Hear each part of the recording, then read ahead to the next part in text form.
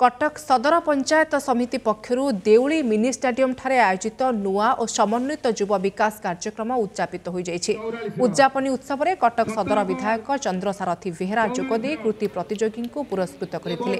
3 दिन धरी चलता क्रीड़ा उत्सव में क्रिकेट, फुटबॉल, कबाड़ी, खोखो, हॉकी भली प्रतियोगिता अनुष्ठित होता।